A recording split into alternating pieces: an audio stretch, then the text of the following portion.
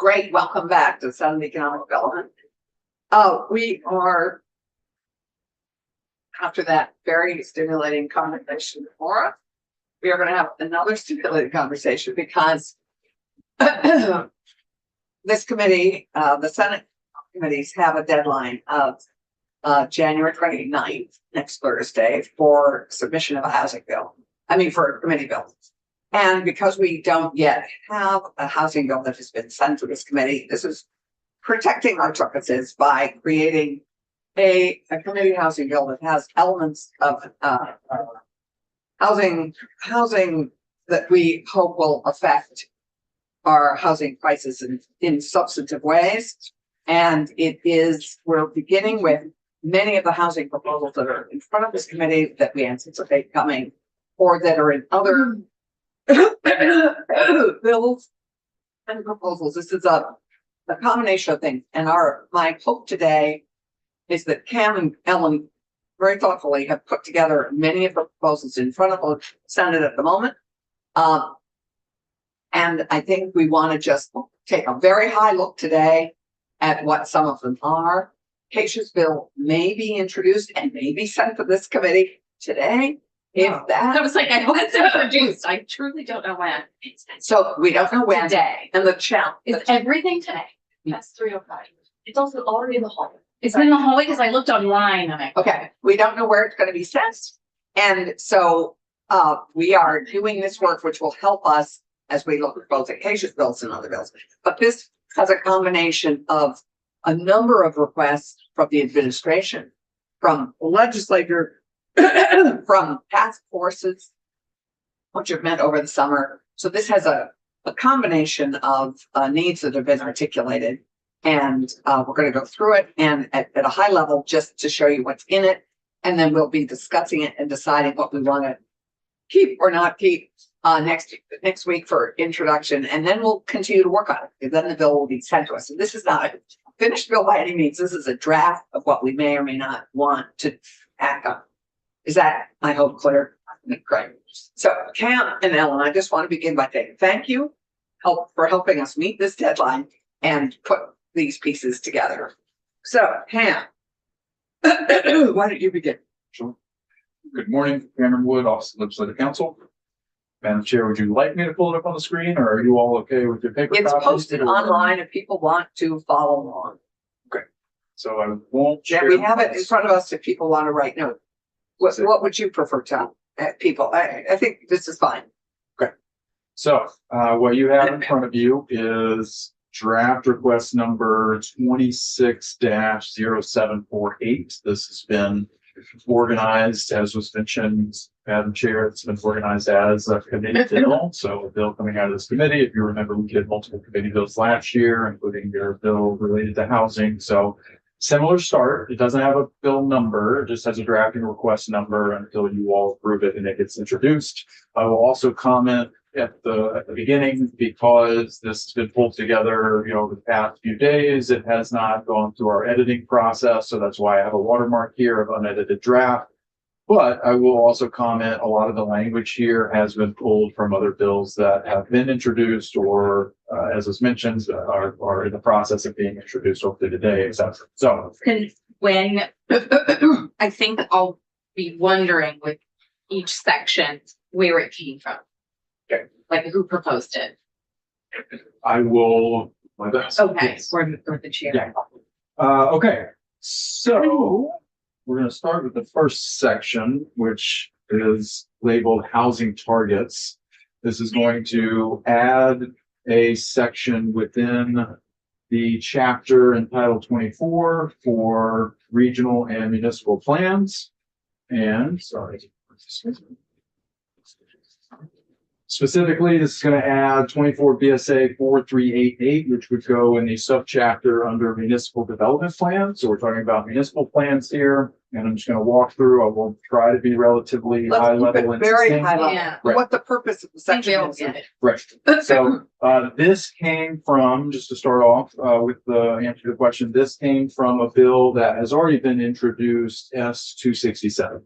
And that was introduced by Senators Beck, Brennan, Brock, Palmore. This is a piece of the administration's proposal. Oh, and we don't That's have, my understanding. Correct. So what we have done here is pulled the housing pieces out of bills that's not been signed by us.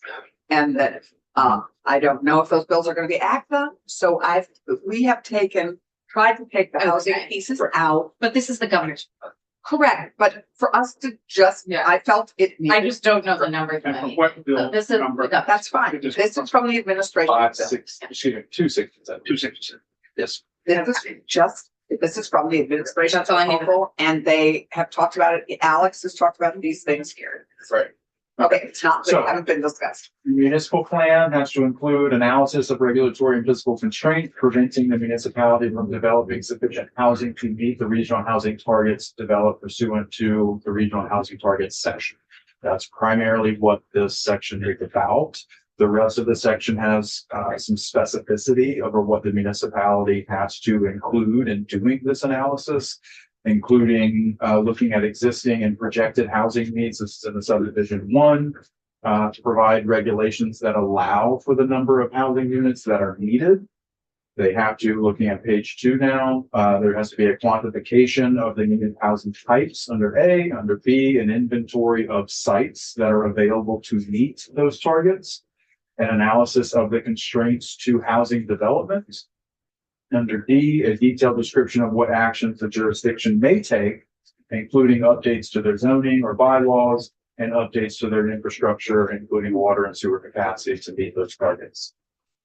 The municipality can incorporate by reference other housing needs assessments that have been adopted.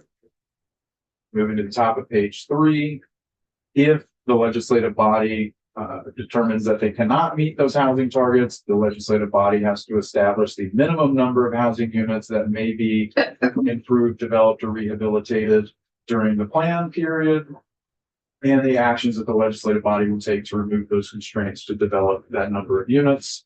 And then progress towards the construction of those units must be documented at each municipal plan adoption, renewal, or readoption. So for these municipal plans, you have a lot of information here on the housing targets that need to be met and some very detailed analysis and requirements for the municipality of how they're going to get there. And the question I have, and we will, as we take these sections up, if we decide we want to take these sections up, is the date by which this needs to come to. Who does this go to? These are, and by what's the date that municipalities have to complete this by? Okay. So we're already doing some of this work in the regional plans, and the mapping that we're doing. We know that work has to be done by December 26th. Does this align with that? The date is a question. And I will just comment, my companion Ellen may be able to answer some of the questions when she jumps in the chair. So, but happy to Okay, come she back. knows I've just Okay. asked that. I don't know that there's a specific date that these have to be met. I think this will be an ongoing requirement for a municipality. If and when a municipality chooses to develop their own municipal plans, then I was it's going to be required to go through the There are a process. good each time. percentage of communities that don't have municipal plans, Right. and the kingdom has not completed their regional housing target. So, Maybe others have not. Yeah. okay. Okay, So bottom of page 3, we're looking at the next section here. Section 2 is going to be tax credits and tax credit for affordable housing. And so really the key language is moving towards the top of page 5. This is for the, excuse me, I should say the bottom of page 4, the down payment assistance program. So this is the program that's administered by the Vermont Housing Finance Agency. This is one of their tax credits that they're able to provide to raise funds for multiple different housing we've programs. just heard about this program. We've just had robust discussion. Perfect, perfect. So what you'll see at the top of page 5, what we're doing is we're extending the tax credits authorized to fund this program through 2031. So And- moving from 26 to 30. Right, and just to remind everybody, I had anticipated this at $250 a year, and she's asking for $350 a year. It is currently at 250. Correct, So if you wanted to increase those tax credits, you would need to amend them. and that's her request. No, Yeah. not the governor's budget. Correct. I don't. I don't know if it's in the- Yet. Sorry, I will say where this came from, S267. Yeah, So my this underst- administration. My understanding, this was an administrative ask, whether it's limited to 5 years and whether there is agreement to increase. I don't know whether it's in the budget. We will have Jay, but we've asked, economic development bill that Jay generated also now, for us, that we have done. I just can't remember if this is in the government's budget, but we'll double check it. Okay, moving to the next section, section 3 on page 5.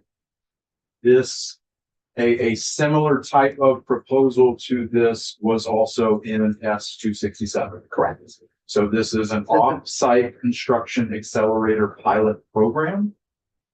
One thing I will mention, what's not in here is I believe the administration was asking for $6 million to administer this program. That is not currently in this language. Right. But the substance of the pilot itself is here for you all to review. This would have the Agency of Commerce and Community Development in collaboration with BGS. So there's slight tweaks to what the administration proposed. BGS being added as a collaborator here is one of them. But they would work to develop a pilot program and work with a municipality who's willing to partner with them. Right. Really it's the sub B is really what you want to focus on, to consider the following elements: trying to do bulk purchasing for a single development site or an aggregation of multiple development sites, streamlining regulatory processes, creating a loan loss reserve for construction, utilizing offsite construction, establishing a statewide procurement consortium for bulk orders, aligning local and state permitting, and creating and adopting an offsite building code. Any insights into why DPS is a collaboration?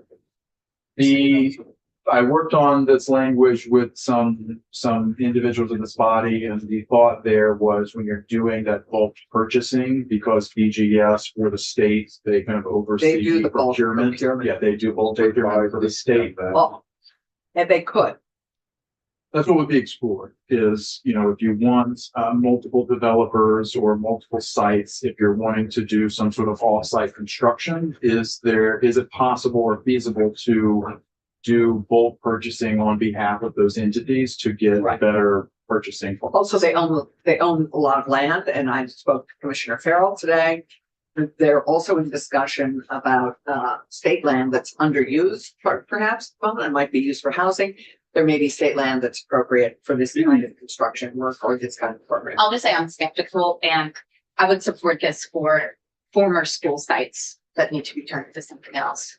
That's probably what I would support this. Okay, so let's, So- you know what, I'd really appreciate it if we can all just be open-minded about this, hear it all before we make judgments. And just, this is a start with a very tight deadline of trying to get the housing asks that I'm aware of that are housing into a bill so that we can at least be protected and have our interests represented in our room. But we'll need to know what 6 Absolutely. million. There's a lot more work to be done on this, and if we decide to move forward on some of these sections, we will get lots of testimony, whatever we need. So what you'll see is, on the top of page 6 in the sub C, so we kind of get back to your question there. It's also working with the state treasurer to identify the feasibility of the state providing a guarantee for facilitating these bulk purchases. So then you have D, as part of the pilot, a municipality willing to participate.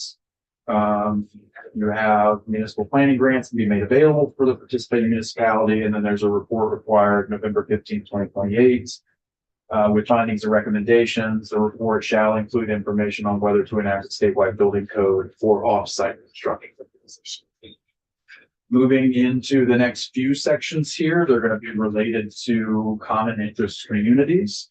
So section 4 is kind of a cross-reference about application of this section retroactively to entities that currently exist. Section 5 on page 7. So what we have here is Senator Ron and Phil, if I may, this came from your draft bill that we believe is going to be introduced today. So this in sub A here on the bottom of page 7 and moving to the top of page 8, this would restrict, trying to be careful with my words here, right? It's going to prohibit a common interest community from restricting unit owners in that common interest community from being able to lease those units out to other individuals. So short-term rental. No, No, lease is not short term. this is Okay. just to lease, so think about it for a longer term rental. Because so when you get to page 8, it says that they can prohibit subleasing. So we're not talking about subleasing. Under the sub 3 on page 8, we're not talking about transient occupancy. And then under the sub 4, we're not talking about short-term rentals. Common interest communities could still prohibit all of those things. And common interest communities, just to remind us, are homeownership association, Essentially, yeah. condominium. Condominiums, what you would typically think is a homeownership association under our title, they're specifically called common interest. So again, we are, this is just saying they can't prohibit the unit owner from leasing their unit for a residential lease longer. Residential. Could be month to month, but it's not short. What bill number did this come from? This came from Senator Ron Hinsdale bill, 305. which 305. will. 305. Got a number today. 305. Verify. It's gonna get a number today, hopefully, Yeah. and hopefully will be sent somewhere. You can look online, it's not there yet. It's on paper. Okay, so on the bottom of page 8, under the sub B, the other key piece here is what you'll see, family child care home. So this is section 5. This is the bottom of page 8, section 5, sub B. So as I just talked about with the leasing, similar language here to say that a common interest community cannot prohibit an individual from, moving to the top of page 9, look at line 4, operating a family child care home within the unit owner's unit. And so then there's just some key pieces here saying that this doesn't, it's the entity, if you're operating child care home, you still need to comply with requirements of what a child care home must comply with. Yeah, You will still comply with any kind of zoning requirements, land use requirements, et cetera, outside of that. And so that's just some additional. And I think the chair of education has interest in this discussion. Okay, section 6. Okay, I'm gonna section 6 and 7, they're highlighted blue here because this is just gonna need to be some cleanup if you all want to move forward with this. I just wasn't able to do it before I brought you a draft. This is in a separate bill. I believe it was introduced to you all by Senator Perchlik yesterday. So, This is the EV. yes, ma'am. Okay, this So they're highlighted blue because I'll need to fix some statutory references because they're referencing the same new sections in law that we just went through with the. So this exists as a separate bill. We could always act on it as a separate bill. It did have, because we have other areas of common interest housing in this bill, I just thought, it makes some sense to include it. So, what you'll see is then in section 6, it's just a similar cross reference that you have in section 4. So Right. that will just need to be cleaned up a little bit as we move this forward. The key piece here is going to be section 7 under page 10. So as you all got the introduction yesterday, this would essentially, a common interest community would be required to allow an individual to establish electric vehicle supply equipment within their area or the area that they own within the common interest community. This was a discussion, I believe, in 2024. Damien, I believe, presented this bill last time it was introduced. He has a lot of knowledge in the space, much more so than I do. So if you wanted to kind of deep dive on the electric vehicle supply aspects of this, I would probably, And it defer was to slightly them. different, it was more right to charge as opposed to, this is very focused on a property you own. So And key you're- differences yeah. in what we discussed in 2024 is this is only applicable to common interest communities. The bill that you reviewed in 2024 also applied to Rental. landlords and Yeah. rentals. That has been stripped out.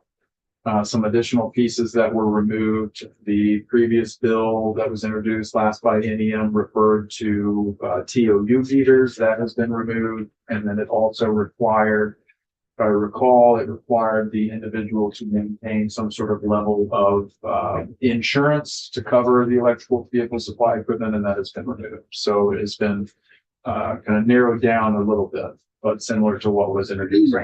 Okay. Okay. We can come back and talk, because there is a little bit of detail here about the process by which There's a lot somebody of detail. applies, how, the common community has a certain time frame they are required to approve, otherwise it's deemed approved. the individual who's installing it has to pay for it, any damage to the common elements, et cetera. So there's a lot of detail here that we can get into. But that is that section. Right. So I'm gonna get you all the way to page 14. I'm just doing a quick time check. Okay. Yeah. Page 14, section 8 is mobile home lot rent. So you all have a bill on your wall related to this. So that's where this came from.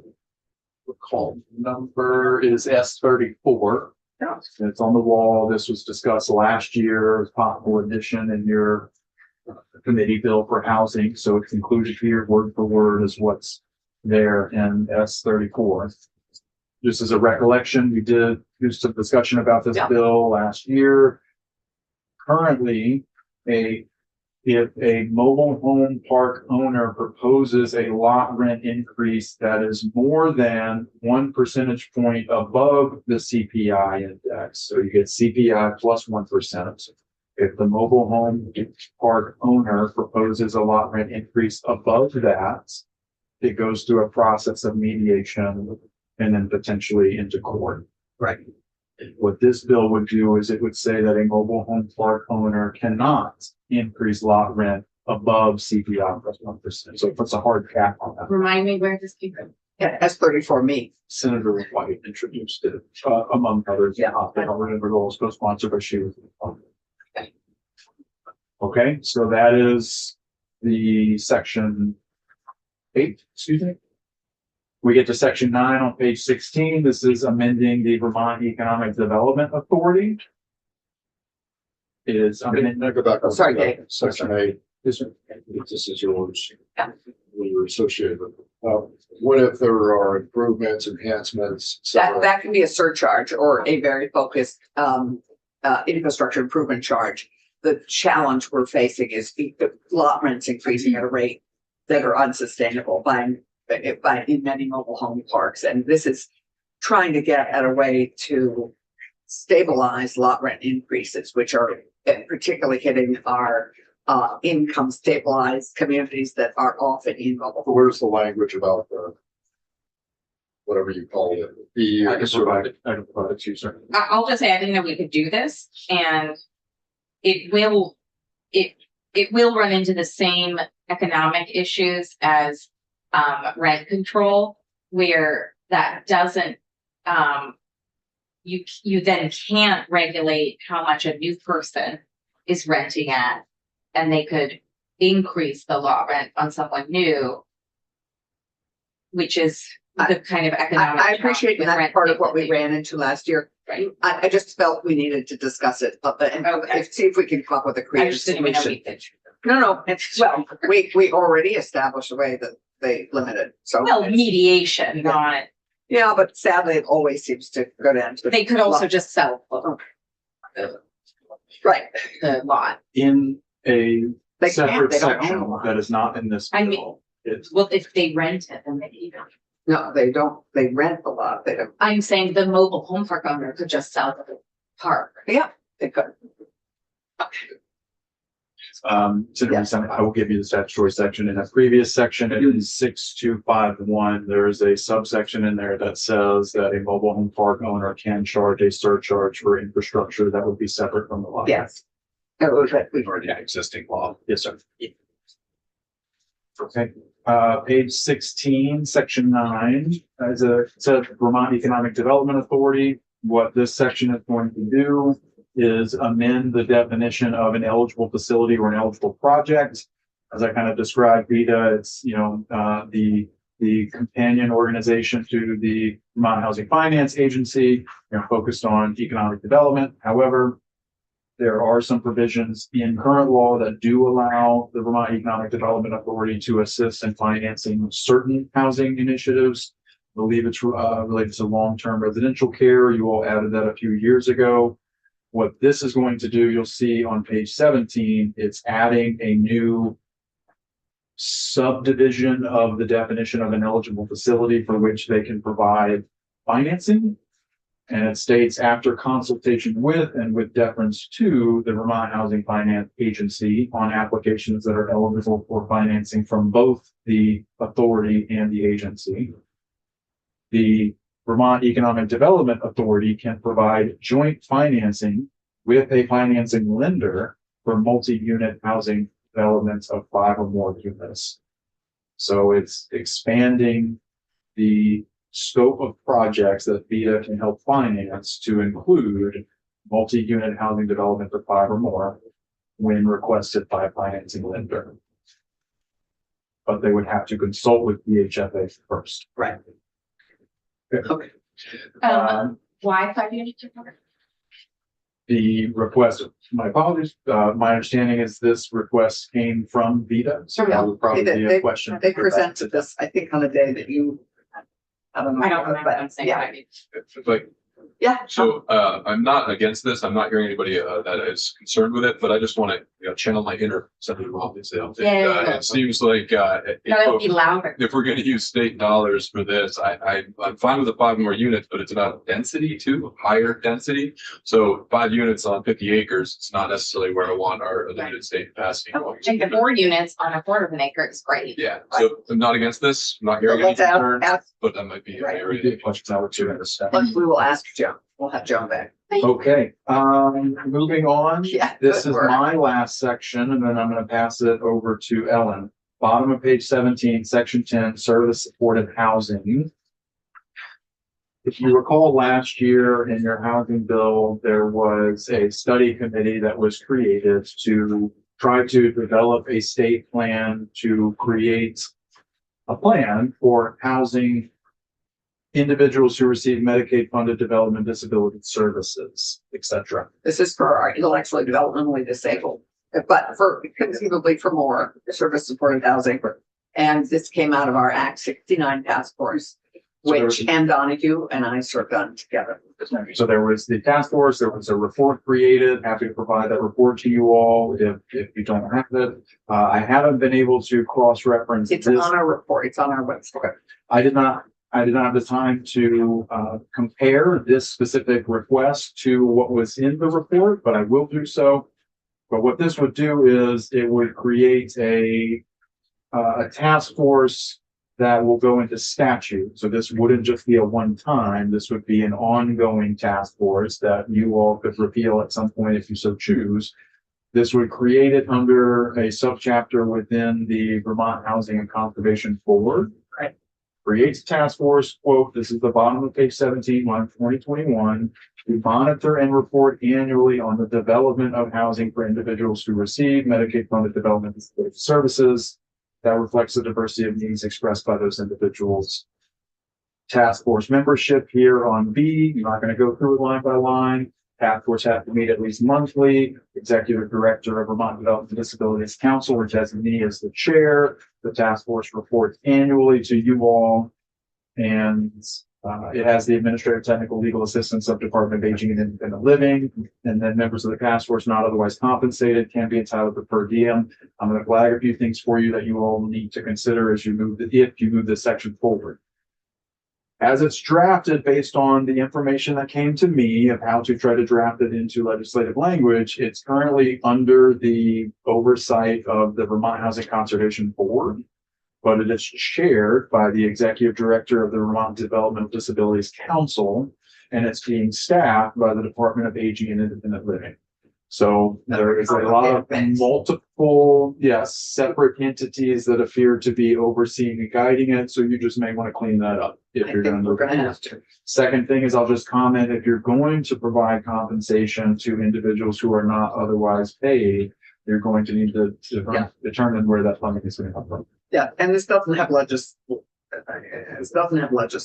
on it, so I'm not sure that pay is an appropriate thing for us to. Just something you will need to consider. Yeah. I'm going to jump to the very end real quick, just to comment. On that language, it looks somewhat familiar. Have we seen this before?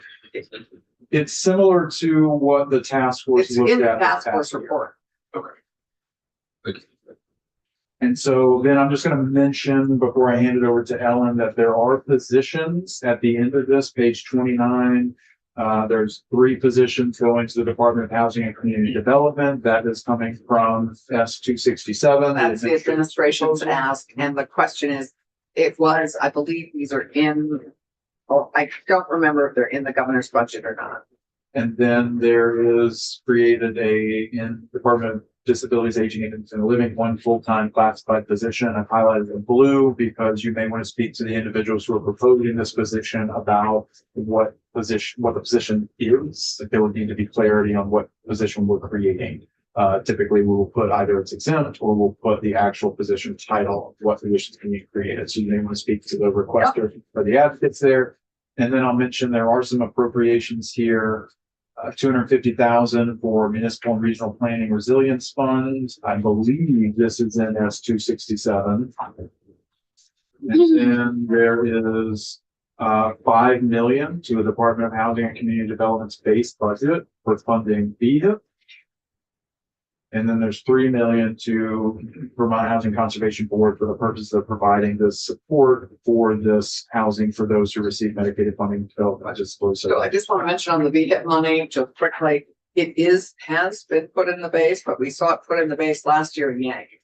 So I think for those of us who support VHIP, it's really important to get it stably anchored in the base budget. And what's 5 million in the governor's budget? I can't remember. It's something close. This is what the administration asked for, and I'm happy with it. And we have to know, we have to look at the entire housing budget to see if it takes money from other we'll have, housing budgets. right. And we will have JFO in discuss that. So you may want to also ask them about funding for those positions. I included positions, but not funding for those positions. So we'll get JFO in to discuss that. Okay. You want this or you got it? Pam, thank you for that work. And just on other housing related pieces, they're in the economic development bill. The brownfield money and the downtown tax credits are in the economic development bill that we'll be looking at. And I hope we'll have a draft circulated for that. And so there's a lot of detail there. Obviously, we went over quickly, especially with the homeowners or combination communities that I would need to come back and talk to you about. Yeah. Those things forward. But for now. Right. Thank you. Yeah. Pam, that was terrific. Thank you very much. Sorry. Hello, Ellen Tchaikovsky, Office of Legislative Counsel. So the section I drafted to start at the bottom of page 19, section 11. And so the language is on page 20. This first section is amending 24 VSA 4412. So this is municipal zoning. The first provision on page 20 came from Senator Ron Hinsdale's bill. This is being very clear that mobile homes, modular homes, and prefabricated housing cannot be excluded from any district in a municipality that allows year-round residential development. Right. Further down on page 20, so currently no bylaw shall have the effect of excluding multi-unit or multifamily dwellings from the municipality. And in any district that allows year-round residential development, duplexes shall be a permitted use with the same dimensional standards as a single-family dwelling unit. It's changing from an allowed use to a permitted use. We're playing whack-a-mole until they let us do this by right. So You have considered this change previously when you were working on this section. It's gone back and forth. and I think it left this committee as permitted, but and then it somehow got changed to allowed. Is that right, Keisha? I mean, all I know is I'd like to hear from environmental court and our partners who keep getting stuck in administrative or appeals processes. But I don't believe that's what we intended. To me, a lot of this is trying to clarify what we have intended in the past with by right development and. So to that point, I've asked Ellen at some point, probably not today, but to do a discussion because I think we think a lot more that we passed was actually allowed by right. And in fact, we haven't. It's been allowed. And that's why we've had so many appeals and content and municipalities pushbacks. And Albans, I think, is a good example, but there are many. There are many that I know about, and that Keisha probably knows even more about. But so this would really anchor it as a by right. We're working on that. Just to be certain, this would not prevent a community from having a variety of other regulations that aren't specifically designed to exclude mobile homeowners. So it's not circumventing all the other regulations that a community would Remember, have. We're talking about manufactured Right, housing. so this would just not prevent them, or would prevent them from literally excluding manufactured homes, but any other regulation they have about lot coverage, driveways, Yes, driveway distances, all those things still apply. yes. Yeah, setbacks, They just can't explicitly state. And right. manufactured does not automatically mean Well, mobile faces less regulation because it is not tethered to the ground. Manufactured housing is Could be. now often connected to the ground. It's just prefabricated offsite, it's our offsite prefabs that we've been talking about already. or it could be mobile. And also, so the statute already prohibits towns from banning these forms of homing, forms of home. This is further clarifying that they are allowed in any residential district. And so previously, there may have been some towns that limited mobile and prefabricated homes to one zoning district only. And so this is this is requiring that towns allow them in other residential districts. All residential, Yes, all residential. yes. So if I can make this kind of, actually, chairs, so I want to make this kind of a David, practical application, look at Woodstock. Wanted to keep the character of their downtown. And someone wanted to put a mobile home, not prefabricated home, a mobile home into a particular lot. This would not allow that type of exception prohibition. So it would still allow the municipality to apply its other design standards and lot standards, so like lot coverage and setback, but they couldn't fully exclude that from residential districts. On the mere fact that they are mobile or manufactured, Yes. they can restrict on other mechanisms. they can no longer restrict by character of the neighborhood.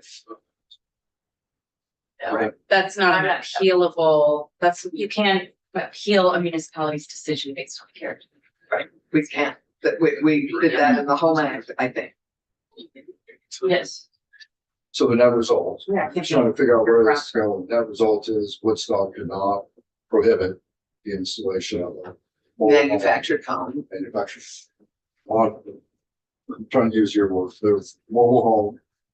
or manufactured home. I'm not talking about that.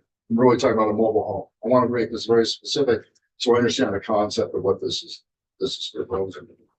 Other aspects of municipal zoning and design review and all the other things they put in place are in place, but they could not prohibit putting in with all the other And what qualifications. teaches us, you say that you're going to rely on all these other exclusionary bylaws or whatever it is, municipality, affects municipality. What is the net effect? Really, I'm trying to get to the end result. What's the punchline here? We Put can it have in- Pew Charitable Trust come in and talk about that. They've been working on ensuring there isn't future discrimination against manufactured housing as well, because that has become a great solution to lower the cost of housing. I understand why. I think what you're asking is, in a historic downtown, could you just, even if you had the right setbacks and everything else, could you put a mobile home in the middle of a historic town? Yes, if they could afford the lot. And the problem is with many of those downtowns is that you're not necessarily gonna put a mobile home on a lot that costs $2 million. So that's the exclusion by economic condition. Sadly, that already exists. Well, I think we're having like an inelegant conversation about wanting a mobile home in a historic downtown. Like Yeah. It is. that isn't But that's that isn't the point of this. Well, I'm trying to figure out what the point is. Well, are we doing that right now? We're gonna have that conversation when we take up this section up, but I think for David's answer right now is yes, it enables all towns in Vermont, at least the way it's drafted now.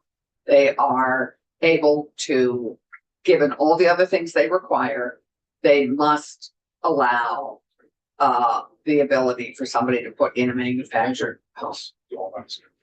And I hope, yeah, and we will discuss that further. Put in a manufactured home provided it doesn't have wheels. particularly with Woodstock could require 2 stories for higher efficiencies. Yeah. And if the Go to density there, manufacturer Tom. go to 2 stories, then it would be prohibited, and that's not targeting manufacturing. Clearly, this needs a lot of clarification. Yeah. I Sure, understand what it Yeah, means, but- but we don't right now. we're just getting introduced to this. This is a piece in Keisha's bill, which we may or may not get. Right, So and we have tried to accomplish this in the past. we did, but we let it go through as allowed and not as permitted. And that is the difference, David, that the town at the moment is able to appeal and say, no, we don't want this for a variety of reasons. Ellen.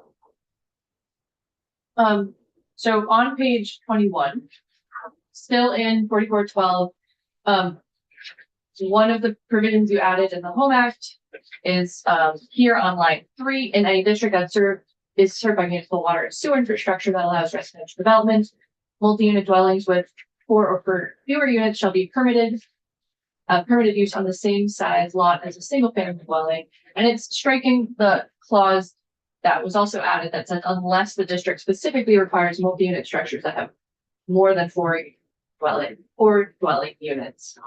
So this was something that sort of undoes the requirement that towns allow for multi-unit dwellings with up to 4 units. They can instead not do those small unit developments and instead require more than 4 units. So I think it was, you might have, I believe what you said to me was that it was subverting what you were trying to do with the 4 unit developments. I think that's what Keisha's intent was. No, this is not in page. Yeah, no, this is You and I talked about this. Yes. Right, Okay. Intent of this, but we can maybe. Discuss this further. Section 12 on page 21, this is from Senator Ron Hinsdale's bill. This is about the definition of areas served by municipal water and sewer infrastructure. It's adding the language that it's an area within 1/4 mile of a road with water and sewer lines where there's capacity could be added to accommodate housing. This definition is quite long. It goes on for the next page and a half, but there are other caveats that are part of it. And this also has, because this is a lot of space. Well, But I mean, it goes to your concern about that. we said we said along water and sewer capacity, and I truly did not, I mean, I was getting asked by several municipalities to look at individual situation and what our legislative intent was, and I didn't want to speak for our legislative intent, so we could look at this, but that's what I thought we meant. I mean, we were having projects where they said, well, there's a sewer line, but the water's in the road and it's not on the land. And that's going to prevent any new connections on a road that has water and sewer. Right. And that's, I don't think what we intended. This pressurized line isn't necessarily accessible, so is it along the point of access where the pump stations are? Sure. So You could I like- prohibit everything on Route 7 by saying they don't have a water hookup right now. It'd be helpful to understand how this is different than current state. That's tested. So do you remember 2 years ago, we talked about that road that had water and sewer all the way up, and there was no development until they got to the top where the water and sewer was supposed to go. Yes. This would enable that density along that And entire. to be fair about that issue, we said in the Home Act, at least, if you have said no housing could go on this piece between those 2 areas, If like it's just already it's a confirmed. park or whatever, That but you is still- can't say, oh, it can be single family homes, but we're not letting you have a water sewer hookup for other things. If it's going through forest or if it's going through conserved land, it's still conserved land. I mean, You cannot be denied access to water and sewer based on That's great. everything. That was what I thought we tried to write. All right, the next change is on the next section is on page 23, section 13. This is also from Senator Ron Hinsdale bill, union labor. So any residential housing construction that uses union labor for construction may exceed a density bonus by an additional 20%. So this would be number of units can be increased if you're using union labor. and this is obviously, I mean, it would be very interesting to know in this state, there's almost no union labor used on individual homes. There is. But No, no, on individual. on individual, but this is mostly getting at our much bigger housing developments. And I know there's also interest in at prevailing wage too on these. but union labor assumes prevailing wage. I mean, This, yes. for me, is one sentence around which I hope we have many conversations. Yeah. Union labor for construction, density bonuses, more density. Yeah. All the density. Pushing density is what we have been hoping for in the rather small areas where it's actually made what's done. I have questions on this about qualifications, like how much, 50% of the labor, do they just need to hire one union for one small contract? Not against this, I think the union would love to come in and I think more than one Will have sentence. them. Yeah. Thanks. All right, so still on page 23, section 14. This is language, this is extending the interim exemptions under Act 250. So this was in the administration bill.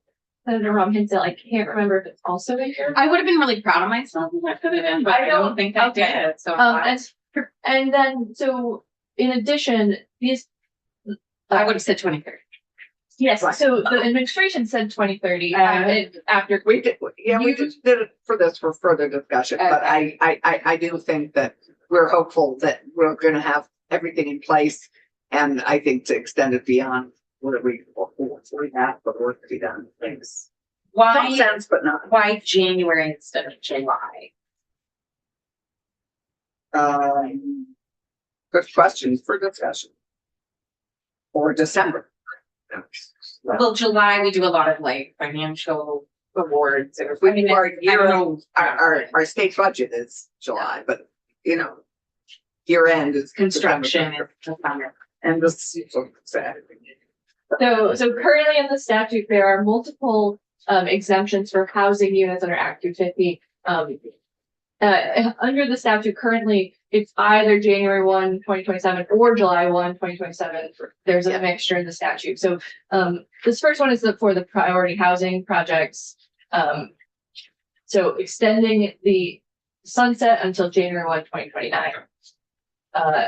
On page 24, it goes on to say it's the construction of a priority housing project or the related subdivision. So that's currently not in the statute, it's just the housing unit itself that's exempt from Act 250, not the subdivision part, which may or may not trigger Act 250. Section, Wait. I'm at the top of page 24 for that. Okay. So the year is being extended and also including. With the, so we're excluding, I mean, so many of the fights after the Home Act were, Over but you related didn't say subdivision. subdivision. Yeah. So we're fixing That is the that. intent. Thank you. That's the intent. Section 15 does a similar thing, which is, again, there's the a temporary exemption for construction of accessory dwelling units, so extending that until January 1, 2029. Additionally, on page 25, the sunset on the exemption for converting a commercial structure to 29 units of housing or fewer. Again, January 1, 2029. And then further down on page 25, the other interim housing exceptions, which are for up to 75 units in a new town center, growth center, or neighborhood development area. Again, January 1, 2029. I still consider myself a little new around here. But one thing I'll say about January that gives me concern is it just doesn't give that legislature much time to react if there's like a lot of looming pressure to extend it. Whereas July gives that whole legislature just breathing time. This is, to take it up. So July. the administration's proposal, and we can certainly discuss it. Well, we've taken on board January as a challenge. Same further down on the page for 50 units of housing in in a village center within 1/4 mile, and then in this page as well, it's also saying it's the construction of housing projects and mixed use development that can be exempt under these provisions. Additionally, on page 26, there is a change. This was in the administration's bill. So the exemption currently is for up to 50 units of housing. And I'm looking at line 8 on page 26 in areas located within a census designated urbanized area with over 50,000 residents and currently it says and within 1/4 mile of transit route. They're changing that to or within 1/4 mile of a transit route. There is only one urbanized area in the state. It is part of Chittenden County. And so this would be extending it to up to 50 units of housing are exempt within 1/4 mile of an area of a transit route, which presumably there are other transit routes in the state. And what qualifies a transit route? There is a definition in statute. Okay, and obviously we have to explore that fully because everything is a transit route to something for something. It is talking about public transportation. Ah, okay. Next on page 26, again, extending until January 1, 2029. This is for the housing exemption, any housing in constructed within a downtown development area with permanent zoning and subdivision and sewer and water. So that's any construction. So giving the same date extension to all of the interim housing exemptions under Act 250. On page 27, this now is shifting to changes to Tier 1B and Tier 1A. Can I just make sure I understand? I just wanna, because we had like a little back and forth. All of the extensions in the governor's bill were requested for 2030. Correct. But you lifted those and made the chair decision of 2029. I just want to make sure that's Correct. Yes. Okay. Just because, again, this is all in play, the LURB is getting all the maps by 26.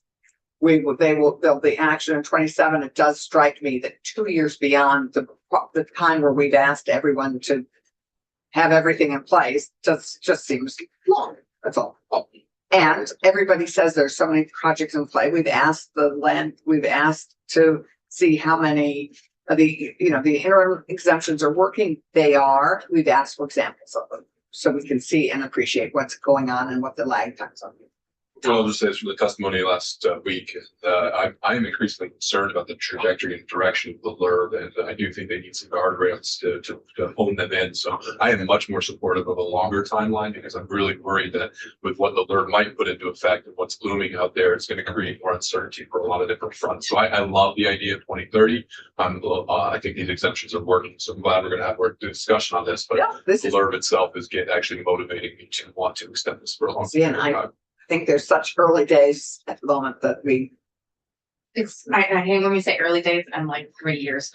yeah. Okay. Let's keep going. All right, so on page 27, section 16, this is Tier 1B. So Act 250, Tier 1B, created in Act 181.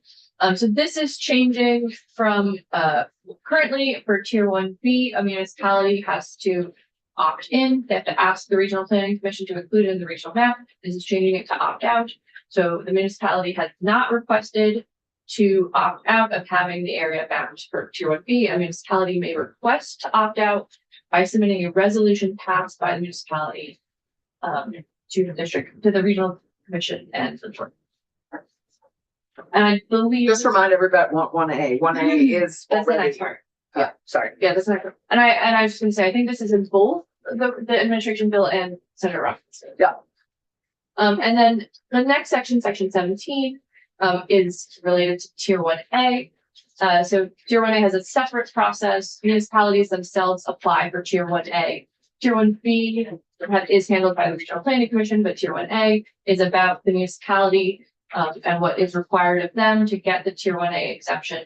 This is adding language that says a municipality has to have municipal staff, Regional Planning Commission staff, or other contracted capacity adequate to support basically a zoning program. So they have to be able to administer zoning permits in the area. This is, I think, just clarification that Regional Planning Commission staff and contracted capacity are some of the forms that labor for municipal boards can take. Yeah. Maybe some of it all. Yeah. Would this also be a section where we might look at underscoring our intent around permanent Act 250 exemptions in Tier 1A? What I'm hearing is this back and forth between the LURB and municipalities that they still have to manage all of these Act 250 Carry over. permits and exemptions versus what I thought our intent was, which is to say, now we've determined this is an area where the land use question is settled. Are there legal reasons we can't just exempt them all from Act 250? So the way that it was structured in Act 181 is that the municipality was supposed to take the permit conditions out of an existing Act 250 permit and put it into the municipal permit so that then they would enforce it through the municipal permit through their authority there. So I feel like that happened after it left this committee, so I'm not sure where it happened, but that is, I believe, what some towns is a sort of prohibiting factor for some towns, and we need to Yeah. hear from them.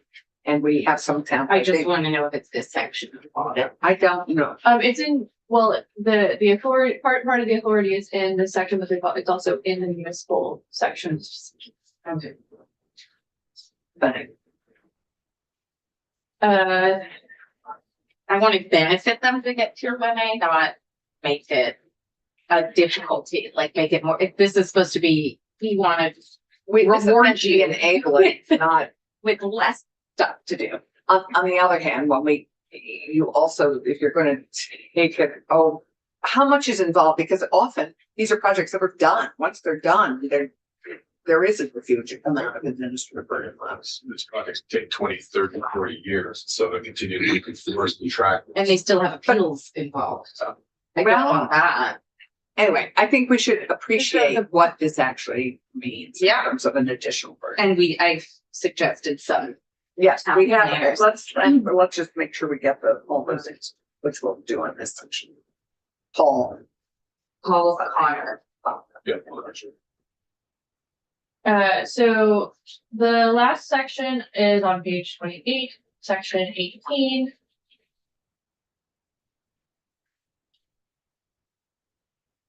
How is this spelling? Section 18, so, this is actually back in the Act 250 in terms of, exemptions. This should probably be merged with actually one of the earlier sections, so, it's striking the reference for, in tier 1B areas, when they are approved, there will be an exemption for up to 50 units of housing. And it currently says on a tractor tract of land involving 10 or more acres, or 10 acres or less. So it's removing that restriction, so it will not be on a specific parcel size. Where's this coming from? Is this your bill? I cannot remember. Is this potential to densify things? Actually, I'm I not, think that's why it's in a different set well, it would have either came from the administration's bill or, of occasions. Yeah. so I'm not sure. Okay, But, and then there's one last change on page 29. I will say 50 units on 10 acres or less can be a bit hard to achieve. I mean, we heard from Orleans where they were making them do half an acre for each mobile home that they wanted to put in place. So I don't remember if this is mine. I may have been trying to solve a problem and don't recognize the language, but I'm very open to this. And not all acres are the same, so I mean, some you can't build on. Of course, not. But then you aren't gonna be proposing Yeah. generally doing it on acres that aren't appropriate. Oh, okay. And then it still says 10 acres or less for mixed. So I just have a big question mark with the Yeah, intention sure. here, what we're trying to do. I don't remember this. Okay, and then we go to the positions that the administration has asked for, and then the department. There's, on page 29, Yes, right. there's one last provision. It's striking the language still in this section, that neither the Land Use Review Board nor the Agency of Natural Resources shall enforce permits, existing Act 250 permits, unless the area designation is revoked, or the municipality has taken no action to enforce a permit. So it's striking that language. So, So I guess it's giving back the authority of the board to enforce Act 250 permits. I'd love testimony from people that understand the implications of this. Yeah. I don't follow that section. Well, or we don't really follow it, we don't fully understand. Great. Thank you. Thank you, Ellen. So we have outlines of sections that I'm just curious what sections people are interested in. As you look at it this week, and I appreciate hearing, and we will take up on Tuesday, we will either be also looking at Keisha's bill and then really walking or walking through this and making sure we have what we want, don't want, if it's in draftable form, and we aren't going to be able to understand it all fully necessarily, but it will be, we will have further discussion on this once we know more as of. Are you Well, scheduling a look at the governor's budget request for housing? Yes. We're gonna have JFO come in and explain what's in and what's out. And how it aligns with the housing purpose. Thoughts? But we tried to include the major housing asks that were in both the administration's bill, in Keisha's bill, on the wall. And I'll just say it's hard to know what's not here from my bill. most of the stuff that's in SMRE is not, the stuff that, and just like with the administrations, their bill got sent there. So I tried to pull out the housing pieces. I appreciate you putting tier 1 A and B in here because Well, we don't want to fight about that. Blurb guardrails, it's top of my mind, so I'm sure, I'm assuming Yeah. it's over there, but I'd love to know what they're. so definitely They're the doing work appeals. that needs to come back in. Appeals is starting over there and then we'll get it. And you have, so it is moving in natural resources. Yes. That's the That's plan. the plan. I mean, people have been asking me and I'm like, I actually. Okay, that's the plan. So you think we'll get it in 2 weeks? 3. We're gonna have 3 weeks, they get 3 weeks. That was the hope. And so people who that We could also look at some of those issues. we could, but we're gonna have our own work cut out here. So, and we have a lot of other things. We have big cannabis as a bill, as I recall, next week. We're gonna be hearing about And that. that is enough. We have, we have a lot of work, both in economic development, in cannabis, in housing, in economic development. So, as I will remind us all, we have a big jurisdiction in this community. There are a couple of requests that I would say are still wanting to be developed and honed. There's a home ownership, an additional home ownership piece that if we can narrow a little bit more fully, we might want to include. Megan, do you want to take 5 minutes just to remind everybody what that might be? Sure. Just because it's an area I would, if we can narrow it, it just can raise some concerns about how broad it is. Megan Sullivan, Thank you, Vice Ellen. President of Government Affairs for the Vermont Chamber of Commerce. So this was about the Home Act restricted homeowners associations, deed covenants, moving forward from restricting the ability to build something like an ADU or an additional unit of housing.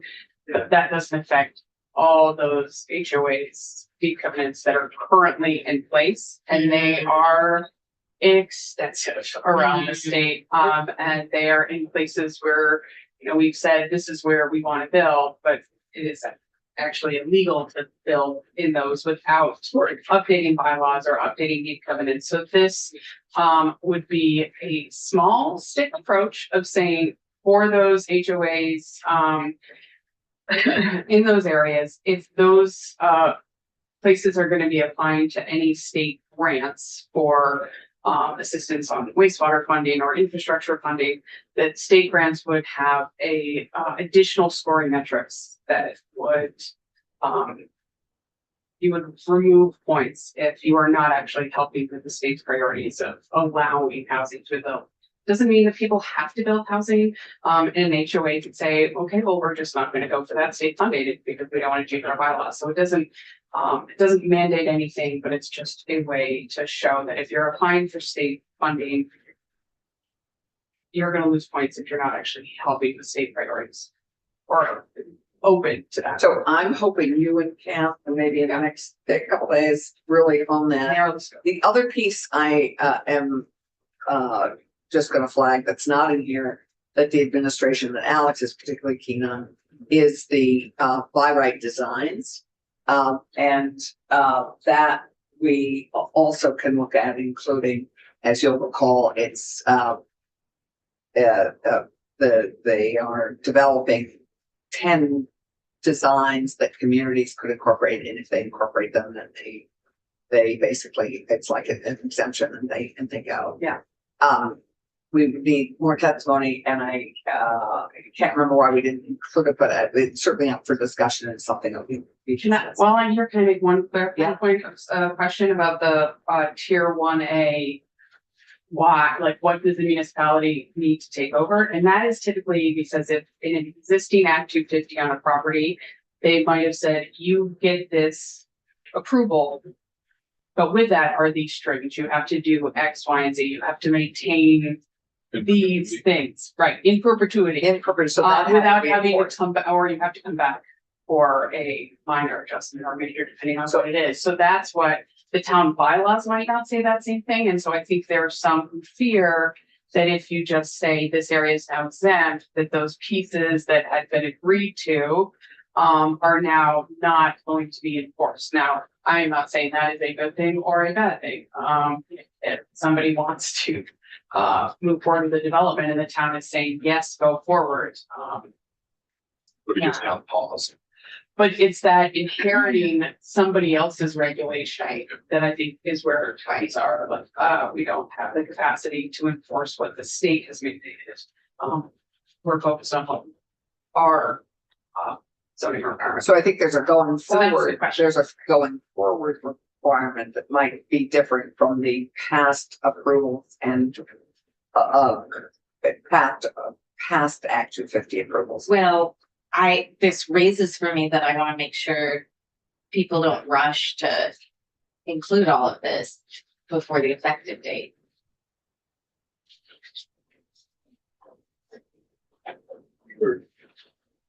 No, What is that? 2025. Like, I don't want them to go put in their bylaws now that they prohibit certain things, so that when this law takes effect, they have already. The HOA piece, Yeah, you already have that moving forward. We So have it's that. just everything But from when- but it'd be 24 past. okay. The effective date for the Home Okay. Act, I think, was, So they, Yeah. okay. so anything that was built after, in 2024, 2025. They at could least not in put in Jericho, it. like all new. Okay. Wait, Cameron, pieces. you're still here. Cameron's still here. Yeah. Could they, I don't remember if the childcare piece was like, they just can't do it. Doesn't matter. So, If you've ever said you can or can't. so that is a piece that I would need to come back and talk with the committee about, Okay. because those provisions, the leasing, the childcare and the EV charging all have provisions making them retroactive, and you do have some constitutional issues that we will need to discuss with the I'm ready committee I'm about ready doing to that. go for it. Yeah, well, we are ready to go for it. That's why we're here. Okay, I think we are here. Thank you. This has given us a lot of food for thought for the weekend and for next week. We'll see you next week. Thank you. Have a good weekend. Offline.